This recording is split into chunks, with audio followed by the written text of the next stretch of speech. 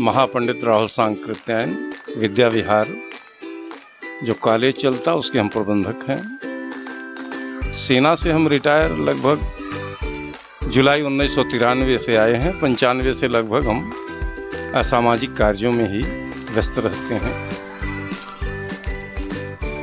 चूँकि ये सवाल आपका भाई अपने आप में बहुत ही कुछ लेके आया है, तो इस अगर देश की उन्नति करना है तो गांव के गलियारे से ही विकास करके देश की उन्नति की जा सकती है। आपको वोट क्यों दें? आप ऐसा उनके लिए क्या अलग करेंगे और जो प्रत्याशी हैं कि वो आपको वोट दें?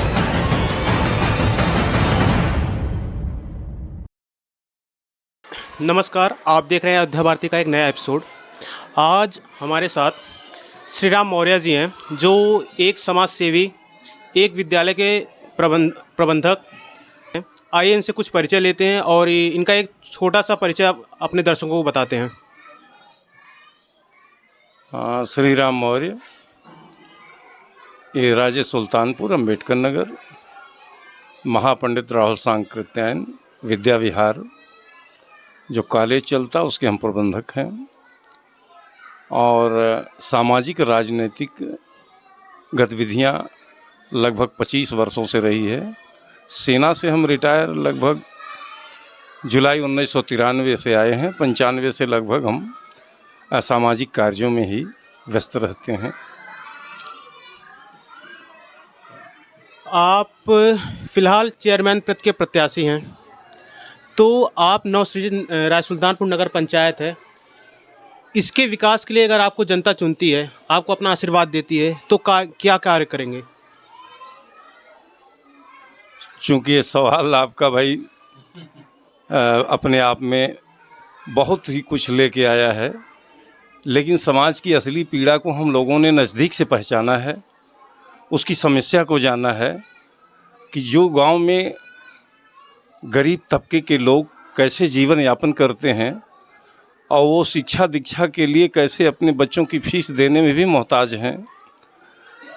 तो इस अगर देश की उन्नति करना है तो गांव के गलियारे से ही विकास करके देश की उन्नति की जा सकती है। गांव के हर वर्ग के लोग शिक्षित हों और रोज़गार से जुड़े हुए हों और उसके मस्तिष्क का विकास होना बहुत ज़रूरी है। चूँकि यहाँ लोग परंपराओं में, यहाँ लोग गुमराह हो जाते हैं, यहाँ लोग झूठी बातों का शिकार हो जाते हैं और जो प्रताड़ना के भी तमाम लोग शिकार हैं, उससे निजात तो दिलाई जा सकती है। जब आदमी शासन सत्ता में बैठा होता है तो जनसेवा के लिए होता है। जनता की जिस तरह की सेवा हो, सबके साथ न्याय हो और सबका विकास हो। आदमी का घर मकान से विकास नहीं होता, मानव का विकास होना चाहिए, उसके मस्तिष्क का विकास होना चाहिए और वह संस्कारित होना चाहिए, वो सभ्य होना चाहिए, ताकि समाज में भाईचारा एक कायम रखकर किसी के साथ आपदा हो, विपदा हो तो सामाजिक क्षेत्र का ही व्यक्ति जाता है और समाज में ही गुहार लगाता है कि भाई इनको अस्पताल में दवा की ज़रूरत है, आप लोग सहयोग करिए। इनकी शादी में कुछ ज़रूरत है, भाई गरीब आदमी है, इनका सहयोग करिए। जैसे हम लोग बाढ़ पीड़ित इलाकों के लिए इस बाज़ारों से लेकर, लोगों से मांग कर लोग दान में देते हैं, पैसा देते हैं, अन्न देते हैं, वस्त्र देते हैं, ले जाकर वितरित भी करते हैं। ऐसे जगह पर जहाँ आगजनी होती है वहाँ लोगों की मदद करते हैं। तो जो सामाजिक क्षेत्र का काम है, हम पैसे से अकेले उनका भरपाई नहीं कर सकते, लेकिन उनको सही दिशा देकर और समाज से उनका सहयोग करा सकते हैं। तो ऐसी तमाम चीज़ें हैं जो इस पद पर, चेयरमैन पद पर रहते हुए करना बड़ा आसान हो जाता है। यह कोई मामूली पद नहीं है, एक एडमिनिस्ट्रेशन है।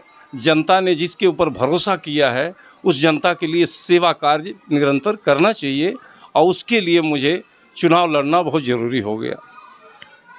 आप पहले बसपा पार्टी में थे, फिर आपने समाजवादी पार्टी का दामन थाम लिया है। ऐसा क्या घटना घटी या ऐसी क्या आपको दिक्कत आई बसपा पार्टी से कि आपने सपा पार्टी का दामन थामा?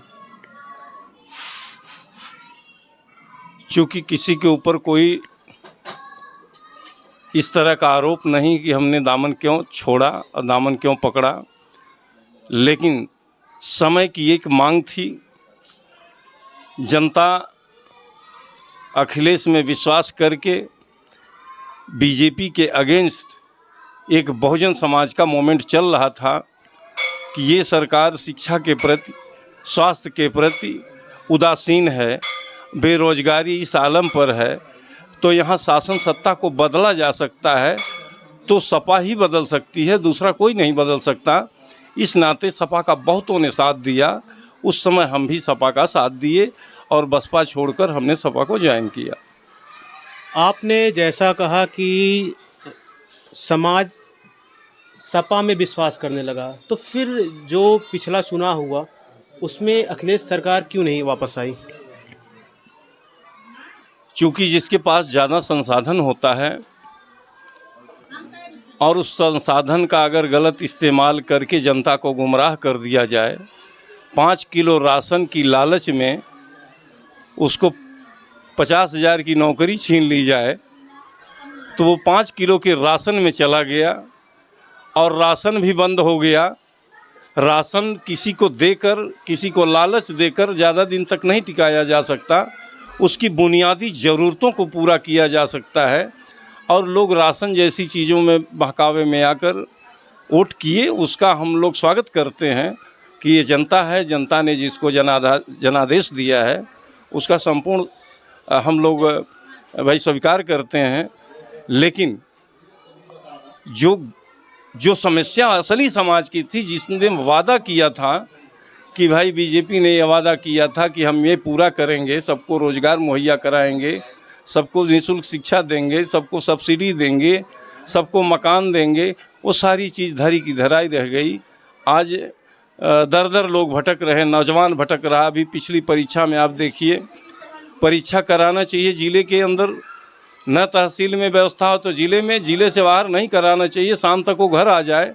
लेकिन लोग नेवडा तक, अम्बेडकर नगर से नेवडा जाके भटक रहे हैं, अम्बेडकर नगर से लोग जाके लखनऊ में भटक रहे हैं, अम्बेडकर नगर से जाके बलिया में भटक रहे हैं।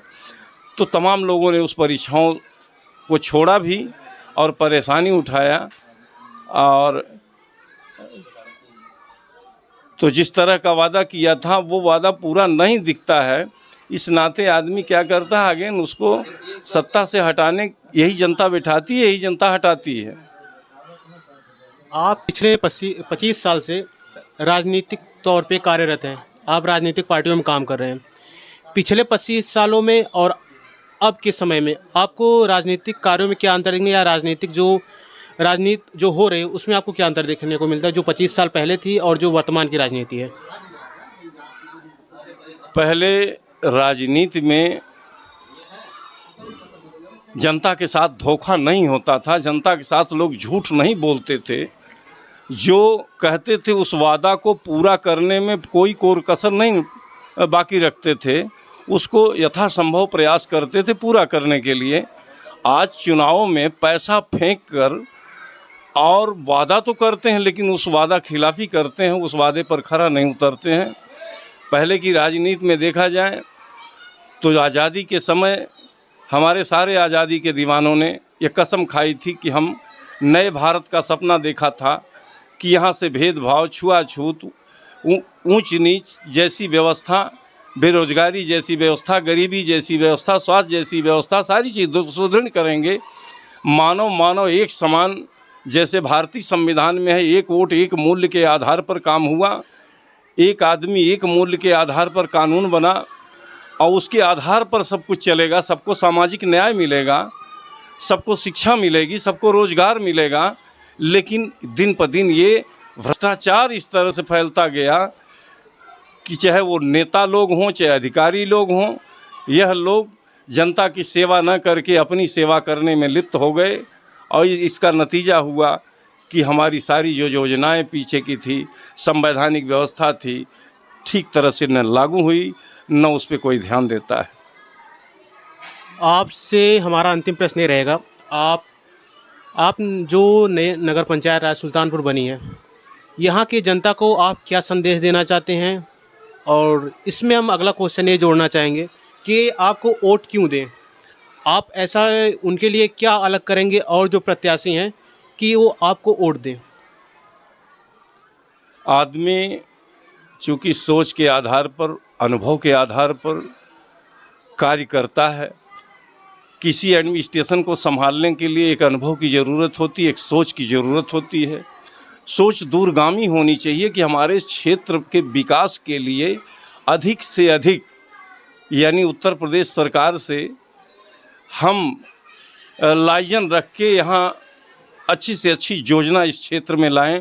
जैसे अस्पताल है, और विद्यालय की ज़रूरत हो तो विद्यालय हैं, पानी पीने की समुचित सबको व्यवस्था हो, नाली और खड़ंजे जैसी व्यवस्था हो, पानी निकासी की व्यवस्था हो, सबके लिए धीरे धीरे सनई सनई उनके पास अपना वतन हो, मकान की व्यवस्था हो।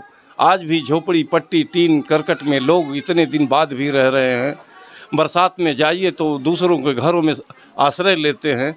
ऐसे लोगों की प्राथमिकता हमारी रहेगी कि जो आज झोपड़पट्टी में रह के गुजारा करते हैं, कि उनके पास रहने का वतन नहीं है, पानी पीने का पानी नहीं है, ऐसी चीज़ों में हम प्राथमिकता हमारी रहेगी। बहुत बहुत धन्यवाद आपको अयोध्या भारती में अपना बहुमूल्य टाइम देने के लिए। धन्यवाद, बहुत बहुत धन्यवाद।